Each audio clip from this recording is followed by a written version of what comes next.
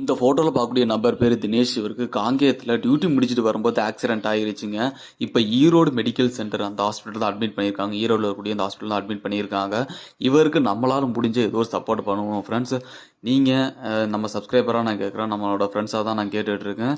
நம்ம வந்து லட்சக்கணக்கில நான் அது கேட்கல. நம்மளால முடிஞ்ச ஒரு 100 200 ஏதோ நம்மளால முடிஞ்ச ஒரு ஃபினான்ஷியல் சப்போர்ட் பண்ணுவோம்.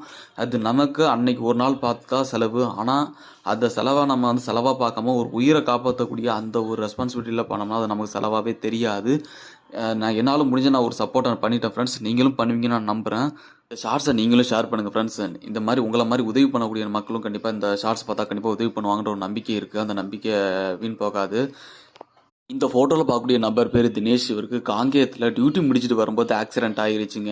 இப்ப ஈரோடு மெடிக்கல் சென்டர் அந்த ஹாஸ்பிட்டல்ல அட்மிட் பண்ணியிருக்காங்க. ஈரோடுல இருக்கக்கூடிய அந்த ஹாஸ்பிட்டல்ல அட்மிட் பண்ணியிருக்காங்க. இவருக்கு நம்மளால முடிஞ்ச ஏதோ ஒரு சப்போர்ட் பண்ணுவோம் ஃப்ரெண்ட்ஸ். நீங்க